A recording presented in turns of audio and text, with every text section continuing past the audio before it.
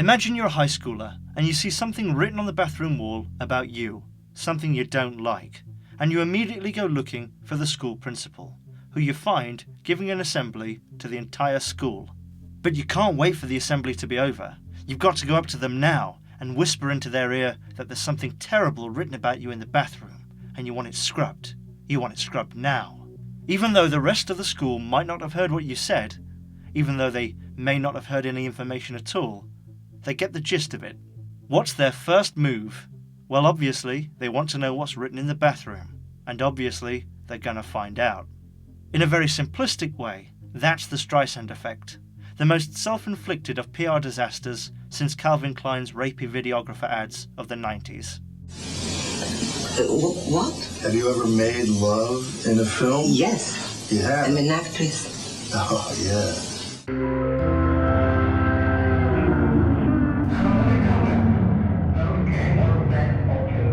The Streisand Effect is when an attempt to suppress any information in any form ends up making that information more sought after and probably more found. It's like when a horror movie gets banned for being too nasty. More people want to see it, and it probably just helps sales. The Streisand Effect is named after Michael Rooker. Really. Obviously it's named after Barbra Streisand. I'm sorry I have to condescend to you in that way. In 2002, the California Records Project was established with the intent to make a photographic history of the California coastline, particularly looking at coastal erosion, taking a photograph from a helicopter every 500 feet or so. One of these photographs included Fortress Streisand. Here's the photo. Now, in all the articles I've found with this photo attached, they always say this is a picture of her Malibu house, but they never say which one of these houses is Barbra Streisand's, so I assume it's the one with the trampoline. Streisand took issue with what she thought was a breach of privacy, and in fairness to her, I can see how burglars might use it to plan their way in what I call Operation Get Down Her Chimney. It's a very literal title. Streisand decided to sue for a very not insane $50 million.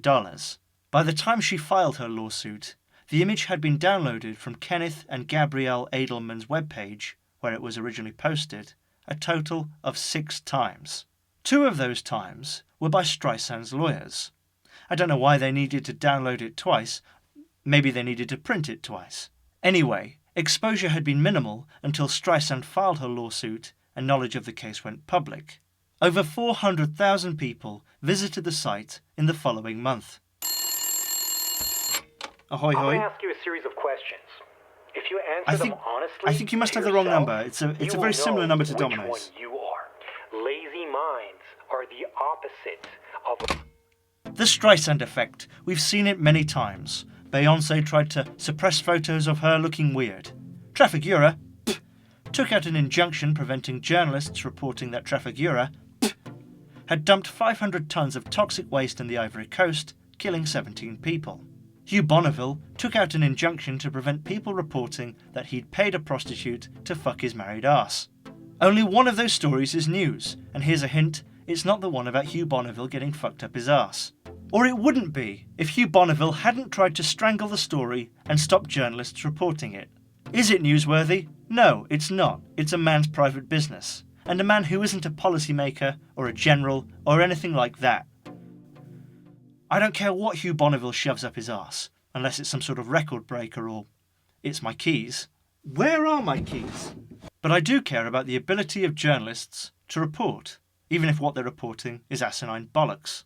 Because, you know, maybe one day, with rules that protect people like Hugh Bonneville or Elton John, a journalist with an important story to tell will be prevented from doing so.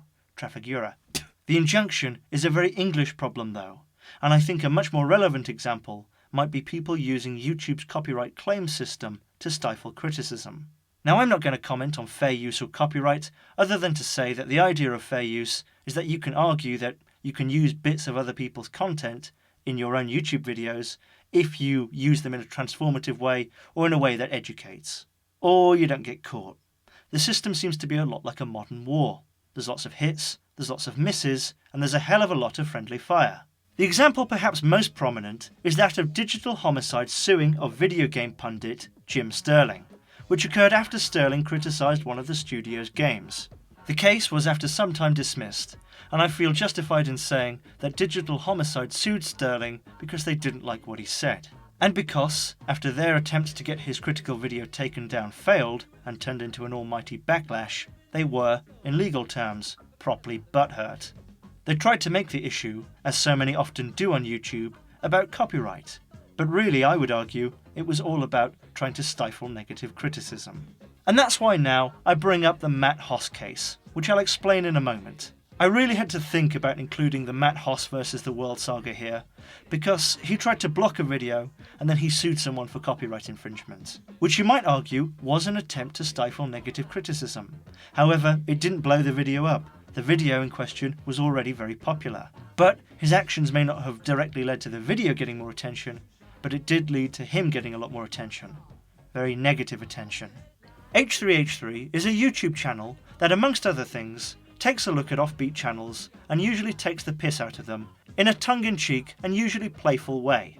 That's certainly what they did with Matt Hoss's channel, where he, amongst other things, shows off his parkour and chats up the women's. Hoss filed a civil action against H3H3 for copyright infringement in late April 2016. He went from getting hundreds of thousands, sometimes millions of views, to tens of thousands, most of which seem to be people who've gone there just to hate. There's nothing quite like a self-inflicted wound, except maybe when somebody twists the knife they've already fallen on. I bring up Matt Hosseinzadeh because he's very interesting, and he's very interesting because of his apparent insistence that he doesn't care about the backlash. He's got videos prodding the lawsuit. And that I will remain standing until the end, when my rights to my property have been restored and justice has prevailed. And a video looking at hate comments. Kill yourself, Matt Hoss. I'm impressed. If you look at the numbers, those are two very successful hashtags. Your videos make me wish ISIS executed you on camera. Yeah, water off a duck's back, clearly. Anyway, as I said, this technically isn't the Streisand Effect in motion. It's just got elements of it. And even though this isn't the same thing as the Church of Lafayette trying to delete videos of Tom Cruiser and just getting them a million more views, if I were to write a book called Dealing with the Fallout of Your Bullshittery, Matt Hoss is the example I would give of how not to handle the Streisand Effect, or any self-inflicted PR nightmare. Just like accidentally shooting yourself in the face, or realising one day that all the attention your brand's getting is because its logo is a flaming swastika, prevention is the best cure. Well, that's it for this bizarre summary. Join me next time for another look at something weird and wonderful in this freaky world of ours. Don't forget to subscribe. We'll go for a nice drive through the west side, have some cookies and ice cream, and maybe park in Mulholland Drive.